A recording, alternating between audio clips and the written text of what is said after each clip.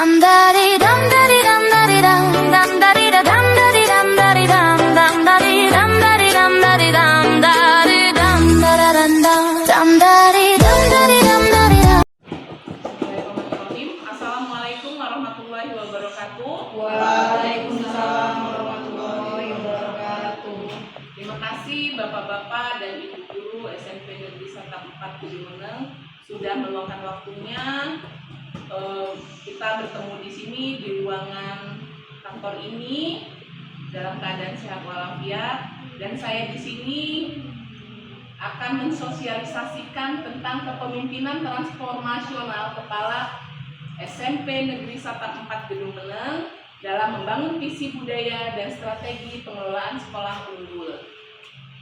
Ya, udah sini ya, Bapak Ibu. Latar belakang saya membuat mensosialisasikan daripada kepemimpinan transformasional tadi adalah sebagai pendidikan menghadapi tantangan globalisasi dalam transformasi digital.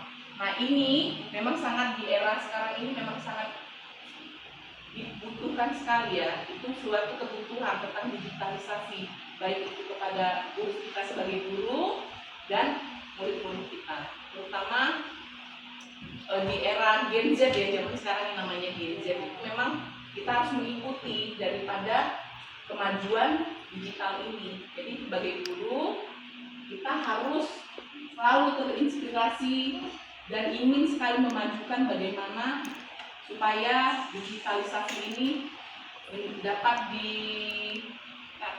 oleh masyarakat, terutama kita sebagai guru dan sebagai murid, sebagai mereka yang kita berikan informasi. Dan kita sebagai guru ini dapat membatasi mana hal yang baik dari digital itu dan mana yang tidak baik, terutama dalam bidang ilmu pengetahuan. Karena banyak sekali mengikuti digital ini ya, banyak sekali pembelajaran yang dapat kita ambil untuk kemajuan diri kita sendiri dan siswa-siswa kita juga, dan juga terutama dapat memajukan SMP kita menjadi lebih maju lagi melalui digitalisasi. Terus yang kedua yaitu sekolah dituntut menghasilkan lulusan yang berkarakter dan berkompeten. Nah, ini sesuai dengan logo sekolah kita yaitu berilmu, berkarakter, dan berprestasi. Sudah pada tahu kan logo kita? Ya, sudah tahu ya. Dan di situ kan ada tulisan berilmu, berkarakter, dan berprestasi. Terus yang ketiga yaitu kepala sekolah berperan sebagai penggerak dalam perubahan. Nah, jadi saya di sini sebagai kepala sekolah harus dapat menggerakkan ibu-ibu. Kalau saya tidak bisa bergerak sendiri, jadi kita harus sama-sama bergerak supaya mencapai tadi, yaitu menjadi sekolah yang unggul itu tadi. Kalau saya jalan sendiri tanpa ada kolaborasi antara bapak dan ibu guru juga siswa, mungkin tidak akan terjadi seperti itu. Jadi saya harapkan supaya visi dan misi kita tetap berjalan, karena kita yang punya sekolah, siswa juga punya sekolah. Ini sekolah kita bersama, bukan sekolah saya ya, juga sekolah dari masyarakat sekitar. Terus yang keempat, kepemimpinan transformasional menjadi pendekatan yang efektif untuk meningkatkan mutu sekolah. Jadi kepemimpinan saya ini bukan hanya saya ada seorang pemimpin dan kalian harus ikut peraturan saya. Dan saya tidak mau seperti itu. Ya. Saya hanya sebagai pemimpin di sini, tetapi untuk memajukan sekolah itu saya harus benar-benar fokus ya, harus benar-benar turun. Jadi tanpa merintah, misalnya Miss Eva, kita mau program Senin Sapa Salam, harus dilaksanakan. Kalau seperti itu menurut saya sepertinya otoriter. Jadi saya harus merubah diri saya sendiri dengan cara yang mendisiplinkan diri saya. Kemungkinan kalau misalnya saya datang jam 7, kira-kira Bapak Ibu malu nggak kalau datang jam 9?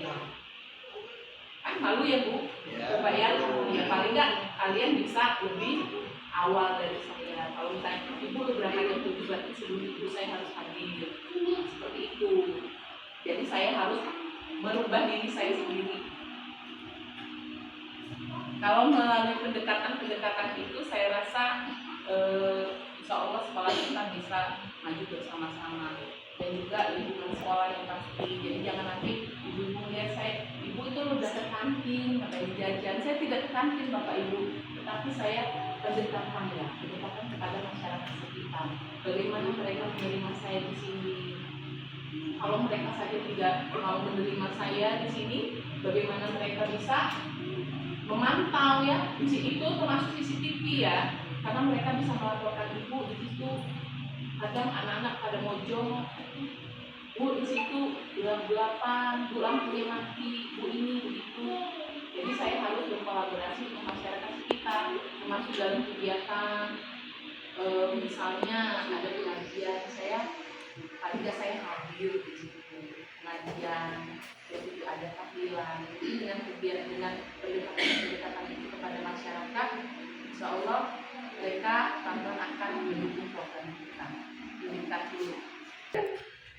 Nah, jadi pengertian dari kepemimpinan transformasional itu, Bapak Ibu, yaitu ini kepemimpinan yang merupakan gaya kepemimpinan yang mampu menginspirasi warga sekolah. Jadi yang saya bilang tadi, saya harus datang lebih awal. Jadi menjadi inspirasi Bapak Ibu, oh saya harus lebih awal lagi. Itu misalnya seperti itu. Terus itu memotivasi untuk berkembang. Nah, contohnya kemarin saya mengundang ya dari pihak kepolisian tentang kemarin MPLS ya, tentang nafza. Nafza itu sisi buruknya seperti apa, baiknya juga ada juga ternyata gitu. Jadi dengan seperti itu saya harapkan Bapak Ibu bisa mengikuti, jangan saya sendiri gitu loh yang berkembang. Bapak Ibu juga jangan sampai di sana ngobrol sendiri, Bapak polisi ngobrol sendiri, kepala sekolahnya ngobrol sendiri. Jadi kita sama-sama saling mendengarkan. Jadi dengan semangat saya itu bisa menjadi motivasi Bapak Ibu. Kalau misalnya, Bu, saya lemah di bagian ini tentang pengembangan pembelajaran, kemungkinan nanti saya akan mencari tutor dari luar, bagaimana cara mengembangkan strategi pembelajaran yang menarik. Karena apa? Karena pembelajaran sekarang ini memang tidak harus mencatat ya. Kalau zaman dulu namanya CBSA, catat buku sampai habis, dan sekarang tidak ada. Jadi buku aja pun sudah ada digital ya, tetapi memang kita tidak boleh, siswa kita tidak boleh membawa HP ya, handphone, takut mereka disalahgunakan. Hanya yang wajib itu adalah gurunya punya laptop masing-masing. Ada ya laptop masing-masing ya. Kalau nggak ada, kasih tahu. Bukannya saya yang kasih, nanti kita bagaimana caranya supaya guru ini satu-satu punya laptop masing-masing seperti itu. Terus selanjutnya memberdayakan seluruh potensi sekolah. Nah, memberdayakan potensi sekolah ini, tadi kita berkolaborasi ya dari siswanya misalnya ada mereka berminat di bidang apa gitu. Kalau misalnya nanti saya tanya sama guru agama, apa ada siswanya yang mempunyai bakat tertentu, terus yang olahraga, matematika, itu kan ada sainnya kan, ada lomba-lomba O2SN, nanti kita akan ikut. Jadi jangan sampai kita berkecil hati ya, terus itu merasa terkucilkan karena sekolah kita sekolah kecil katanya. Tapi jangan gentar lah, kita harus tetap maju. Kita melawan mereka, paling enggak kita suatu kebanggaan apabila kita bisa keluar dari kecamatan lah lombanya. Itu suatu kebanggaan sendiri buat saya, apalagi Bapak Ibu sendiri saya rasa lebih bangga lagi. Masalah dia menang atau tidak itu urusan belakang, yang penting kita ada kemajuan dulu, punya niat yang baik untuk mengembangkan siswa-siswa kita dan menciptakan perubahan positif secara berkelanjutan. Jadi misalnya program-program unggulan sekolah kita itu ada beberapa, misalnya yang pertama itu senyum sapa salam sopan santun. Senyum sapa salam sopan santun itu karena lingkungan sekolah kita ini belum ada pagar ya, Jadi ada berapa sisi, banyak sisi. Untuk senyum sapa salam sopan santun. Kemungkinan kita akan menganjurkan siswa supaya lewat di pintu gerbang. Yang terutama itu gurunya pagi datangnya lebih pagi. Jangan sampai siswa yang menyambut kita, senyum sapa salam siswa. Yang jangan sampai terbalik ya, senyum sapa salam sopan santun. Terus itu program unggulan yang kedua yaitu sholat duha berjamaah. Nah ini adalah tugas daripada guru agama. Dia yang bertanggung jawab, tapi kita sebagai bersama rekan kerja, rekan sejawat, kita mendukung. Mendukungnya seperti apa? Kita mempersiapkan dan memberitahu siswa-siswa kita yang ada di kelas supaya hari ini jam segini kita mengadakan sholat duha. Tempatnya di sini. Jadi kekurangan apa dari guru agama itu kita bantu. Jangan sampai dia berjalan sendiri. Terus program unggulan yang ketiga yaitu sesuai dengan program dari Bapak Bupati kita, Bapak Kodratul Iwan, yaitu 1 hari 1 ayat atau one day one ayat. Nah itu bukan tugas guru agama aja Bapak Ibu, itu tugas daripada guru yang ada di saat mereka one day one ayat itu di jam pertama berarti ya, iya di jam pertama. Nah di situ ada ininya ya, ada apa itu untuk laporannya kemarin. Nah, ada websitenya kemarin kalau nggak salah itu di share ya, sudah di share kan di grup ya. Nah itu tetap Bu, itu berkelanjutan setiap hari, jangan hanya seminggu sekali atau saat ditegur baru dilaksanakan. Tidak akan berhasil Bapak Ibu. Apalagi sekarang kan laporannya enak online, jadi begitu kita unggah di sana sudah bisa membaca kegiatan kita. Terus yang keempat yaitu literasi, karena literasi kita ini sangat minim sekali ya. Ada malas membaca. Kadang saya nge-share aja cuma baca ini yang warna hitamnya dia garis tebalnya ya. Tapi tidak baca. Baru misalnya bertanya. Literasi ini kita ini sebagai guru itu harus cut dulu. Ya. Nah ini ada literasi ya Bapak Ibu programnya. Literasi itu apa? Apa itu literasi? Membaca. Ya, kegiatan membaca. Jangan numerasi aja. Apa numerasi Bu? Rekening BRI sudah penting. Itu numerasi bukan ya? Namanya numerasi kan? Nah ini literasi yaitu membaca. Kalau kita ada perpustakaan Bapak Ibu, perpustakaan itu kita gunakan sebagai media kita untuk literasi. Jadi supaya anak-anak ini kan anak-anak kita ini anak remaja ya, anak yang umur 14 tahun ya sampai 18 tahun atau 17 tahun itu mereka lagi mencari jati diri. Supaya mereka tidak ngantuk ya pasti ya. Karena kadang mereka itu malam itu begadangnya apa? Bukan mengerjakan soal, tetapi begadang main game. Nah, main game, ada yang bermain sama teman-temannya, pulang sampai larut malam. Nah, disitulah ada program dari Bapak Menteri kita, itu program apa namanya? Bapak Menteri kita punya program apa Bu? Ya program literasi melalui apa tadi? 7 kebiasaan anak Indonesia hebat yang kemudian itu tadi ya kan. Nah jadi program itu harus kita dukung dan kemarin ada catatan ya, artinya setiap siswa punya catatan buat laporan kegiatan mereka, tentang berdoa dicentang, mereka berdoa tidak, terus itu mereka berolahraga atau tidak dicentang, dan itu harus diketahui oleh wali muridnya ya. Jadi itu memang benar harus berkolaborasi antara siswa, guru, dan wali siswa.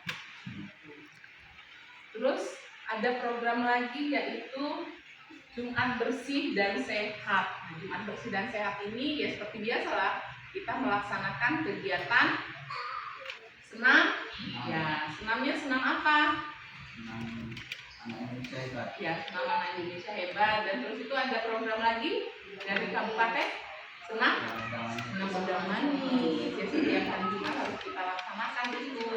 Setelah itu baru kita menjaga kebersihan di lingkungan. Jadi saya kepingin sekolah ini sekolah yang tanpa sampah plastik. Memang sulit itu. Kalau diucapkan enak ya, sekolah tanpa sampah plastik. Tapi kita mengerjakan bisa bertahun-tahun, program itu bisa berhasil. Nah itu adalah beberapa program unggulan daripada SMP Negeri Sota 4 Gedemingan. Sesuai dengan logo sekolah kita yaitu berilmu, berkarakter, dan berprestasi. Kira-kira ada yang mau ditanyakan, Bapak Ibu? Ada yang kurang jelas tentang sebelum sapa salam tadi? Tiga. Dari yang saya sosialisasikan tadi tentang program daripada sekolah kita, kira-kira ada yang bertanya, Bapak Ibu?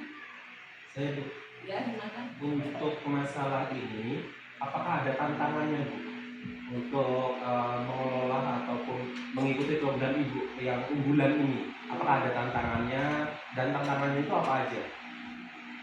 Terima kasih Pak Ananto atas pertanyaan yang luar biasa. Kita harus cepat dulu supaya tidak bingung juga ya dengar suara saya. Jadi yang pasti itu ada tantangan, semua kegiatan itu pasti ada tantangannya, Pak. Makanya saya harus berkomunikasi dan berkolaborasi antara guru, siswa, dan kepala sekolah juga warga sekitar ini. Pastinya seperti itu tantangannya. Itu memang kalau kita bayangkan, memang membayangkan saja sih enak, tetapi kita melaksanakan itu memang sungguh sangat luar biasa. Jadi kita harus mempunyai satu solusi dan satu komunikasi yang baik. Jadi jangan sampai salah satu guru ada yang tidak mendukung dari program ini. Jadi semua guru harus mendukung itu supaya apa, program kita tetap berjalan dan lagi banyak lagi tantangannya itu. Saya harus mengembangkan kompetensi Bapak Ibu. Jangan saya hanya ngomong aja, Bapak Ibu harus berkembang, tetapi saya tidak mengembangkan. Saya harus mengembangkan juga. Dengan cara apa? Saya pasti akan memberikan informasi kepada Bapak Ibu dalam pelaksanaan mengikuti pelatihan-pelatihan, baik itu secara online ataupun secara offline. Nanti kalau ada kegiatan saya share, Bapak Ibu ikut, sekian jam pelajaran ditambah ilmunya. Terus nanti juga kalau misalnya Bapak Ibu masih kurang dalam program-program itu, masih ada yang kurang menggigit gitulah, supaya lebih menggigit lagi mungkin saya akan mengambil narasumber ya dari luar. Nanti kita saling kolaborasi. Kira-kira Bapak Ibu ada rekomendasi untuk menjadi narasumber dari hal-hal yang kita hadapi ini. Ada lagi Bu?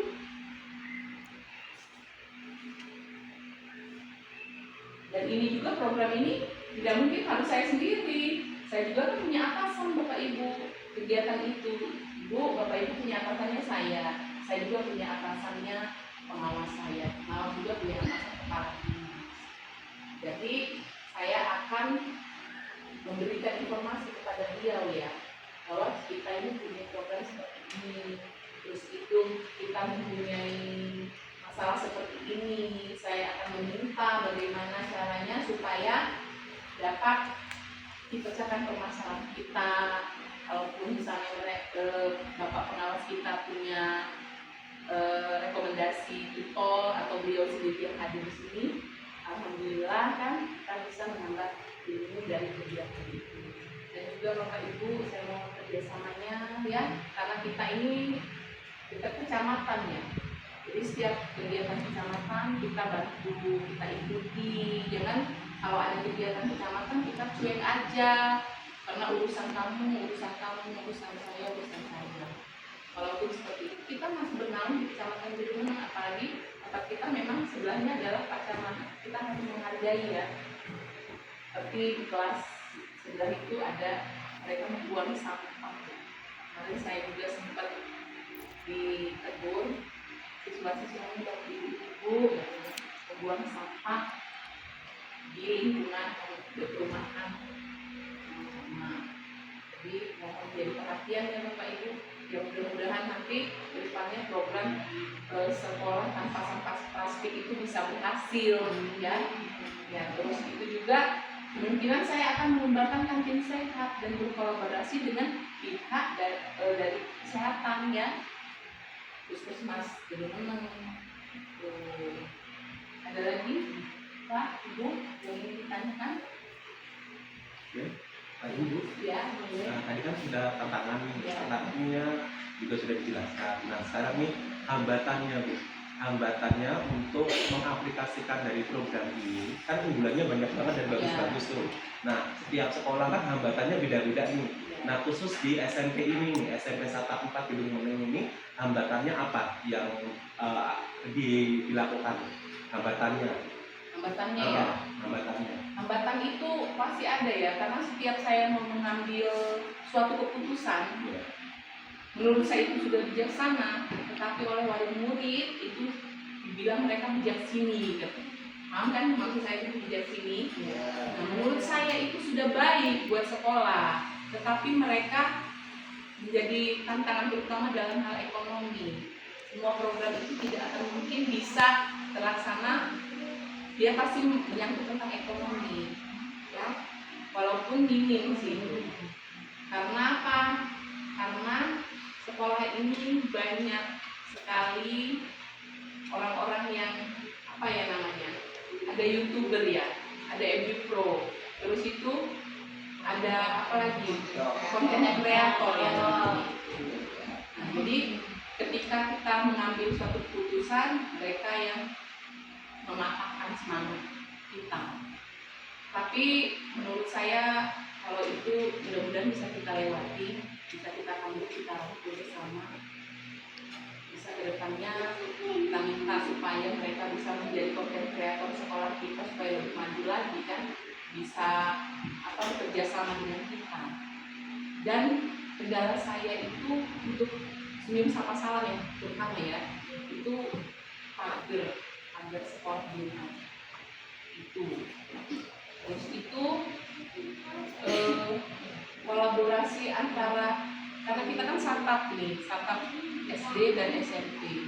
Nah itu harus ada kolaborasi seluruh warga SD dan SMP itu harus bekerja sama. Jadi tidak ada kamu loh guru SMP, kamu guru SD, kita punya ruang lingkup masing-masing. Kalaupun masalah administrasi, kita punya ruang lingkup masing-masing.